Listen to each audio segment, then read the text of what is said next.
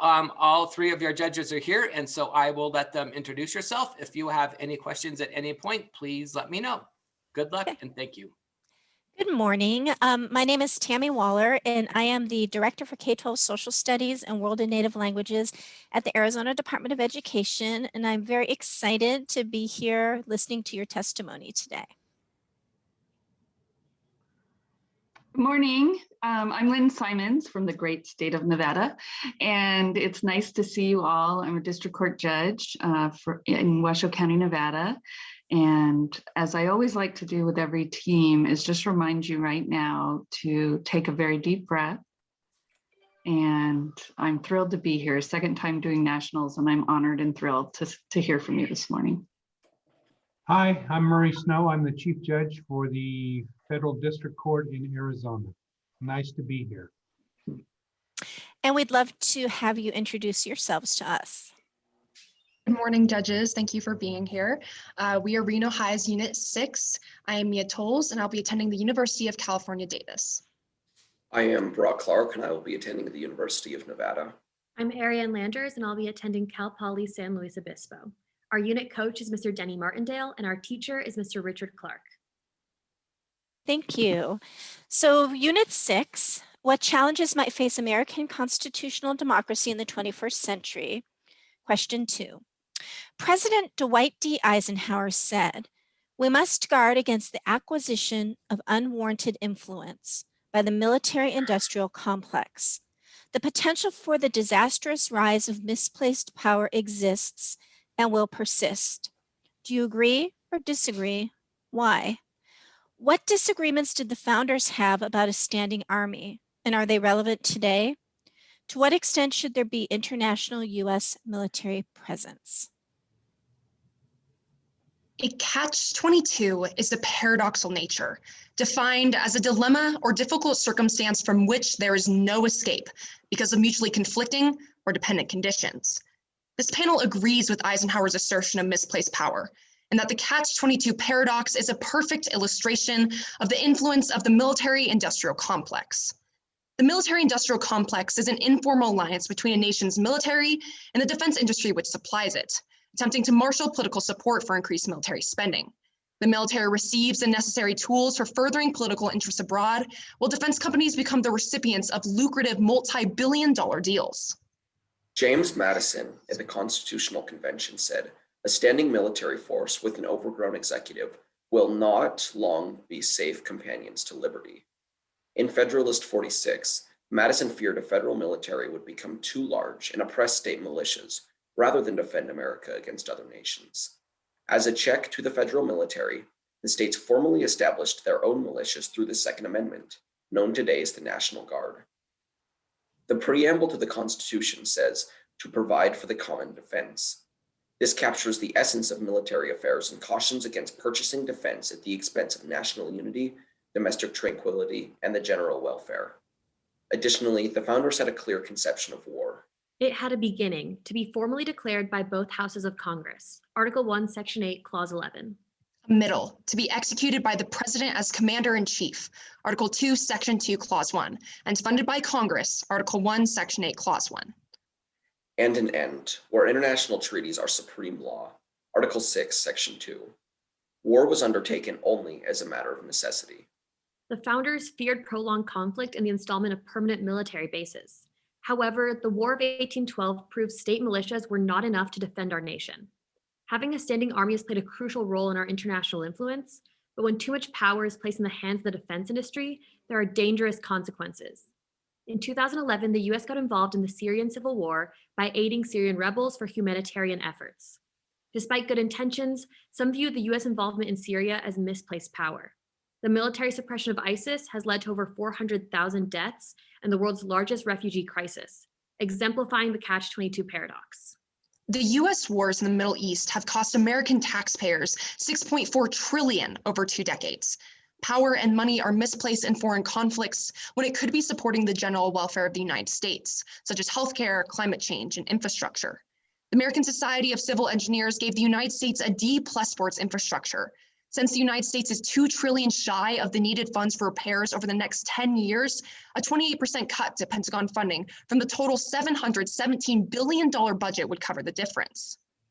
In 2020, the budget authority of the Department of Defense was $721.5 billion, nearly 3 times the spending of China. Keeping this foreign influence comes at a significant cost. However, Congress has continually funded the military with the power vested in Article 1, Section 8, Clause 12. When an international military presence is justified, it can be extremely beneficial to the United States. Through the Marshall Plan, the military was able to contain Soviet influence and restore the economies of Western Europe and Japan.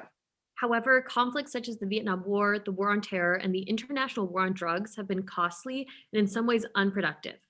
Defense spending is a catch-22. The United States must keep a strong hold on its foreign influence and interests, but it must be done effectively to not waste American dollars and lives. Former Secretary of State Henry Kissinger said, "A country that demands moral perfection in its foreign policy will achieve neither perfection nor security." The military-industrial complex is subjective to the paradoxical necessity of war, if the ends justify the means. Thank you. Thank you. So I'm going to start with the first question. And the very last thing you talked about was the idea of a foreign policy. To what extent do you believe that we are using our military for foreign policy? And are there other ways that we can influence foreign policy besides military presence? So to answer the first part of your question, we can see that we use the military with other countries for large diplomatic reasons. We can see right now with rising tensions between Ukraine and Russia that we are sending our 80,000 and 350 military bases down to places like Poland and Turkey in order to, one, protect our economic interest that comes with our oil interest in Ukraine, but also to ensure that we're making sure that government is still established while Russian-backed Ukrainian rebels fight against the government. And economics are also a strong influence on foreign policy. We can see that the United States many times has used economics to try and levy power against other nations, such as countries in the Middle East, to try and get them to follow our foreign policy desires. Girl. Using the Spratly Islands as an example, what are the positive and or negative aspects of a U.S. military presence there? Could you expand a little bit more on your question? Sure. Currently, there's a significant conflict in the Spratly Islands. China is asserting that a particular island, that it owns it. There's the Philippines is claiming it owns it. And there are many Chinese vessels in that area. And so I was using that as an example. Why or should the US be there, or why should the US not be there? And what are the positive or negative aspects of that? Yeah, so the Spratly Islands contain extremely rich fishing grounds and gas and oil deposits. So this is definitely a move on China's behalf to become a more economically stable hegemony. And we have seen, especially recently, that China has committed many human rights violations. So putting sanctions on the country would further help diminish this problem. However, increased US involvement in Chinese issues such as the Spratly Islands or other human rights violations of China, like the Uyghur Muslim internment camps, creates an instability between our relationship with China. China is the biggest economic trade partner with the United States, so taking actions in these conflicts which do not directly involve us risk our economic relationship and push the relationship between the United States and China further towards instability, which can lead to further conflict. To whom or what did the framers provide control over the military other than the military itself? And what are the and why did they do that? Yeah, so we can see in Article 1, Section 8, clauses 11 through 16, that Congress has many of the powers over the military and the state militias. Additionally, in Article 2, Section 2, Clause 1, it states that the president is commander-in-chief. Historically, we can see that the Articles of Confederation include this clause called the League of Friendship, where the states ought to protect each other from invasions. And we can further see this in Article 4, Section 4, where the US guarantees each state a republican form of government and to protect them against invasion and violence. This goes along with James Madison's belief in the fear of a overgrown standing army. We can see that in a speech he gave before the Constitutional Convention, he warned against an overgrown military and that it would unfortunately oppress the state militias, which is why we had to establish a stronger version of those militias, such as through the National Guard. I'm going to follow up a little bit on what you just said about the National Guard. And my question is that under what circumstances, if any, should the National Guard be deployed domestically? Yeah, so we can see in Article 1, Section 8, Clause 18, that Congress can call forth militia to repel invasions and suppress insurrections, but this power has to be consulted with the governor of each state beforehand. We can also see a more contemporary issue that this is a big reason to push for DC's statehood, seeing the events of January 6th. We can also see that during or following the Defense Authorization Act of 2007, more power was given to the executive and taken away from the governors in authorizing the National Guard. This act gave power to the president to be able to activate the National Guard without the permission of the governors. So this would be used for domestic issues. My colleague mentioned the insurrection that took place this January, but any time that the commander-in-chief sees that the state has lost policing power, he has the authority to take their National Guard. Historically, we can also see that the National Guard was deployed in order to protect the people's interests. This happened during the Little Rock Nine, while we protected against separationists within the school and allowing for Black students to be slowly moved into a white high school. And the National Guard was deployed in order to protect the interests of those kids. What your position is on whether or not the government should require all citizens to register for selective service? I believe that mandatory conscription in the United States would be extremely costly and ineffective. Currently, we have the largest military budget in the world, and this is partially due to the massive amounts of wages and pensions we pay to our soldiers. Over a third of our over $700 billion military budget goes to paying soldiers' wages, soldiers' pensions, healthcare, and that sort of thing. So if we were to require conscriptions for all United States service, that cost would shoot up. Additionally, we can see that when it does come to enlisting in the military, voluntary forces have been much more beneficial to the United States. We can see that right now, especially now that we're moving more towards cyber warfare, that getting the best and the brightest when it comes to the use of this technology within our military would be highly beneficial to, instead of requiring every single citizen to conscript into the United States military. I would disagree. However, in Israel and Switzerland, they do have a mandatory military service, and this helps create more well-rounded individuals. Usually, citizens from the ages of 18 to 24 enlist in some sort of mandatory military service, or in Switzerland, it's almost like a volunteer or a short job. So that just creates even better citizens who are more civically engaged. Could junior reserve officer training corps programs be allowed to recruit students in high schools? Why or why not? I would argue that it is important to recruit students out of high school. The military spends about 30% of its costs on personnel benefits. Oh, may I continue? Finish up quickly. Right, perfect.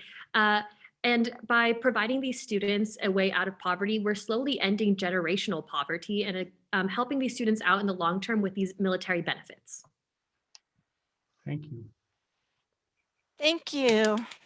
Give you a round of applause. Nice job. We're going to give you just a little bit of feedback before you move on. First of all, I want to say you had an excellent grasp of the constitutional issues involved in this question. In your prepared statement, you went back to the Constitution itself, the debates over the Constitution, new laws that have come from the Constitution, and I just thought that that grasp was really strong. You also really laid out your argument really well when you talked about this concept of the beginning, the middle, and the end and everything. And I almost would have liked to have seen you kind of go back to that a little bit with the follow-up questions, because I think some of the follow-up questions could have related to that a little bit, but that was really excellent because it really gave us a good structure, and your pacing was really amazing. The one thing that I would just suggest and constructively for you is to be more direct in answering the follow-up question and then bring in all of these different examples. And I saw two examples of that. The follow-up question was, should the National Guard be deployed domestically? So we got to that point, but it took a while. So maybe answering like the actual like yes or no, and then bring up examples of when it should or shouldn't be deployed. And I saw that a little bit with the question on the selective service, just a little bit, the idea of conscription versus registration. So just be cognizant of that, because it's just one little tiny thing that would just make those follow-ups a little bit stronger. They were excellent. Nice job. Thank you. I thought you did an amazing job. Your evidence was so varied and rich, and you kept going back to the Constitution, and it rolled off your tongues like so easily. If I had to search for a constructive criticism, it simply is when I ask, what is your position? I would respond with our position, or start off rather than I believe, because I was trying to test if you were all aligned. And I agree with regard to hit the answer to the question and then expand. You know, you did it with regard to the call of the question at the very beginning. You took your position with regard to Dwight Eisenhower, but I thought it was fantastic. I loved the statistics, and then how you complement each other really well. And that's a skill, and your testimony showed editing, that you had really worked on what was important to include. And then you left some things that would remain in our mind, like the catch-22. You know, I'm never going to forget that about your testimony. So great job. Thank you so much. I was originally born and am from Nevada, a small town in southern Nevada that some of you may know. It's called Boulder City. You make me proud to be Nevadans. You did a very excellent job, did a nice, this is a course about the Constitution, and although this may not be an easy unit to do it, you tied everything back to constitutional texts and did so with ease. That doesn't mean that I always think you were right. Brock, I'd love to debate with you about whether the Second Amendment establishes state militias or merely permits their operation by allowing people to be armed. But those are sorts of questions that indicate a good presentation, not a bad one. We can have that debate. I want to know what the military-industrial complex did to bring about Syrian refugees and promote the conflict in Syria. I'm not too sure I understood that connection. And I'm not too sure that there is one, but again, that's a subject of debate, but that well-informed people can have. And I just very much enjoyed your presentation. I enjoyed your competence and your energy. Mia, you're a very powerful presenter. Sometimes you could slow down just a tad so we make sure we get everything you're saying. And I thought you were all terrific. Thank you. Thank you so much, judges. Thank you.